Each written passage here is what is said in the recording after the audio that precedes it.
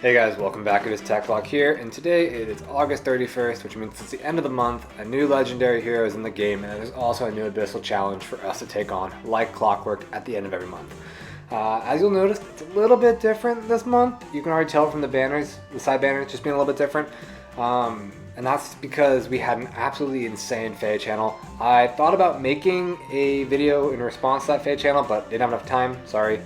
I have some interesting thoughts on it, probably not the most popular thoughts, but oh well. And so as you can see with Reinhardt, I did go ahead, upgrade him 10 flowers, giving him more base stats and whatnot. But I didn't do that to Lyn. She's always just been herself, no flowers, no merges on her. I don't know, it's even with those things, it's hard with the amount of investment it takes to keep up with the Gen 1 units, and this legendary challenge was so hard. Tried it out for a little bit, probably gave up a little bit sooner than I should have, but I am going to take this in a little bit different direction. I want to use this as a kind of an exhibition for a unit that I've been working on, and into a little bit springboard into a different series, or a little mini series I'm going to do. So that being said, let's go over to the Abyssal Challenge of Corrin. This unit is a unit that reached its peak during CYL4, a Lance unit that finally got the pinnacle that it deserved, and that would be, no, not Dimitri, Duo Ephraim, yes.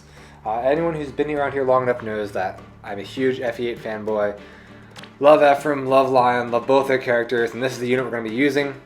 He's only +7 right now. I do have 2 more copies that I could merge, but one's plus attack in case I decided to change IVs. And the other is my first one, and I'm a nostalgic and sentimental guy, so what can I say?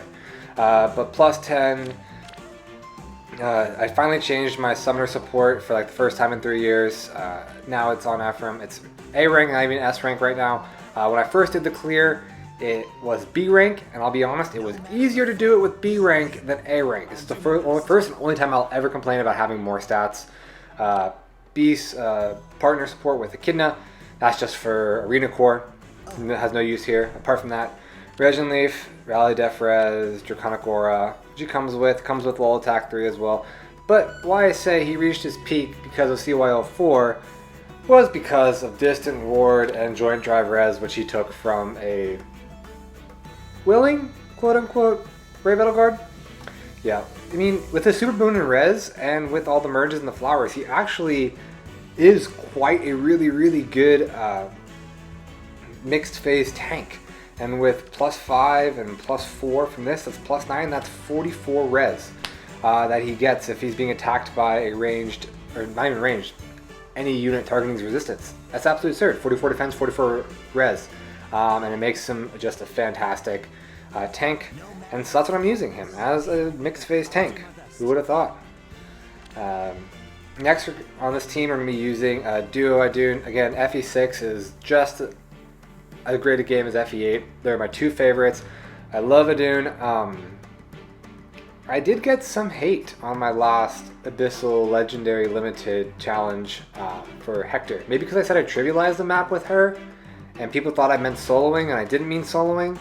But yeah, sorry. If you don't like that I have this unit, go check out the Duo Hero Summoning banner. Very good chance to go grab a copy of her. And I highly recommend it. She's a fantastic unit, but you know, sturdy stance, vengeful fighter, drive def, and distant guard. That's just all to support Duo Ephraim plus res. I mean, she's an absolute beast. Absolute beast. Again, we need a dancer. Here it is. The best dancer in the game, in my opinion, in Azura, Prayer Rogue Rail Waves, Blue Dual Flying, Wings of Mercy 3, Attack Tactic, and Drive Attack 2. Nothing crazy here. And finally, we do have our obligatory staff unit from CYL3, Brave Camilla. Very standard kit, except for the fact that I put Miracle on her and Guidance. So that's that. So, give you a brief introduction. New team, new tech lock, new year-ish going into 2020 is just full of surprises. Alright, so enough of my stammering around. Let's get into the Abyssal Challenge. Some cool movement around here. I don't think this is the most interesting Abyssal Challenge that I've ever done, but hey man, let's see how it goes. We're going to put Ephraim up here. He's a tank, so that's he's made to do. He's going to go ahead and tank. Make sure we have Azura right there. So when we swap, so we have Azura here. So when he lunges and switches with this Lance Fighter, he still gets his joint drive res, and then we're going to switch with Adun here, so she can give the the drive defense and the distant guard that she has. Whoops, forgot to turn off animations. That's okay, but that goes Tink Tink. He really is so good, guys. I do have a copy, actually I have 2 copies of Brave Dimitri, and I really, really like using Brave Dimitri. I really do, but this unit is a lot of fun to use. Look at this. This is absurd. Absolutely absurd. And this staff unit has Wrathful Staff, so it's not like this is a weakened attack from staffs or anything. So just to kind of show you his power that he has when you build him properly. So let's continue on. We will take out this Lance Fighter with Camilla. Yeah, and this is not a solo in any sense of the word. No soloing here. But Brave Ephraim does put in a lot of work. And so does Adun. All the units here get their Day of the Sun.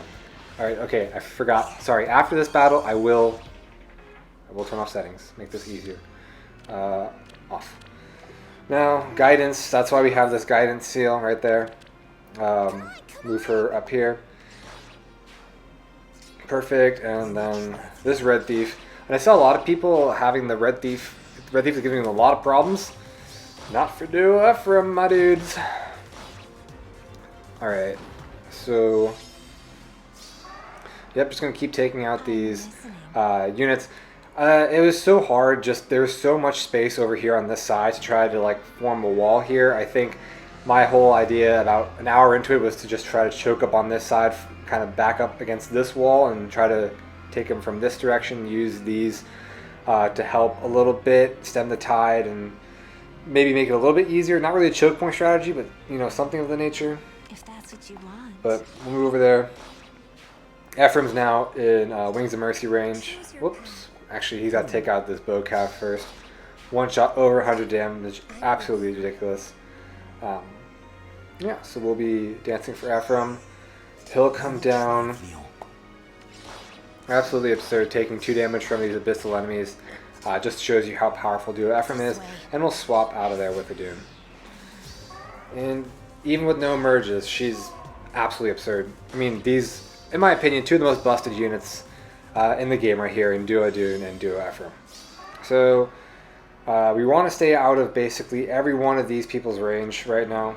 We'll just highlight him so we know where to stay away. So we'll start off with Camilla. Chip down this Manakete. This Manakete's an absolute tank. I don't know what got into IS, but this tank. Absolute tank. It was a nightmare to deal with. And he's honestly probably the main reason I couldn't get this done with Rein and Lyn. So yep. That's all good. A little more Wings of Mercy shenanigans. Drop him down there, and with that Draconic Aura, just enough. We'll move Adun out of there. Everyone's out of harm's way. Something you don't often see in this map with all the movement types, all the ambush spawns back here, and the absolutely absurdity openness on the map. So what we're going to do is we're going to move over here, heal up Idun, and then because we moved her here, Idun will get the guidance effect. Actually, before we do that, we're going to use the duo skill. It's there. Why not use it? So yeah, we're not going to attack. We're just going to sit here and wait, and then we will dance for Camilla. Keep in mind, Miracle is up and ready. That's important.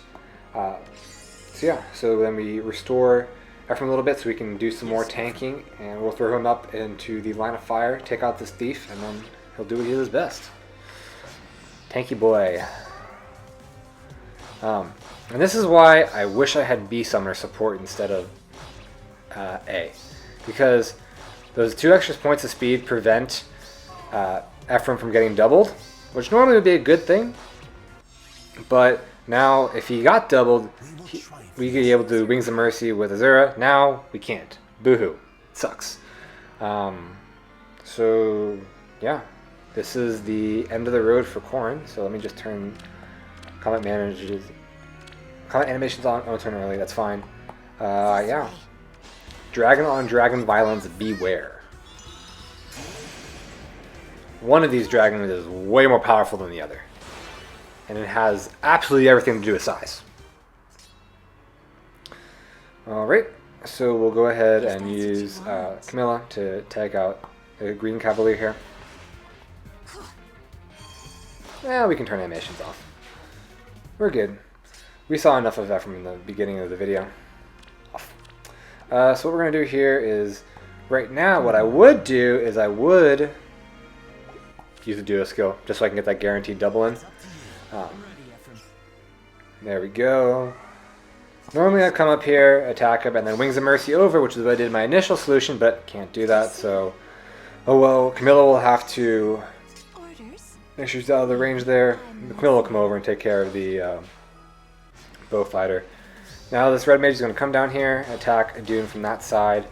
It's okay though, we'll move Adun, she'll get the first shot in, and then we'll let Ephraim take care of business. He's been doing it all map, so... We'll let him get the absolute finishing blow. Absolutely obliterates this red mage. So that was my solution. Again, nothing fancy, not free to play.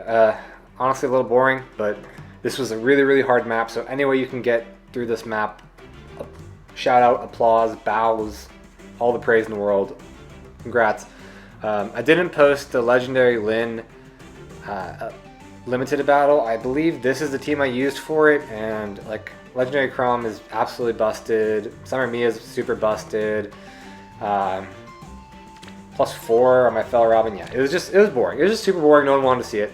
But yeah, I do want to take this time to say that this is my springboard into a showcase for Duo Ephraim. Hopefully I can come along and get 1 or 2 more copies, finish them off, make them +10. I do have 2 more sitting in my barracks, and we'll see if I don't get 3 copies in my next subbing session of him, then I'll absolutely go ahead and make those off to make this guy the absolute top tier tank that he should be. But yeah, I'm going to throw some on. I already have some good footage. Him taking out Armored Edelgards, Legendary, Brave Edelgards. I mean, the stuff that he does, he tanks Legendary Julias, he tanks Duo Micaiahs. It's absolutely insane. So I'm not going to spoil all of it, but look forward to that if you like Duo Ephraim. It's my first showcase I'll be making, so I think it'll be fun. Apart from that, good luck with your summons. I obviously have 0 orbs in my summons. I want Bremamond. Not going super well. I got a Milla, and that was 50 orbs worth of Milla. So good luck on your summons. Hope they're better than mine, and until next month.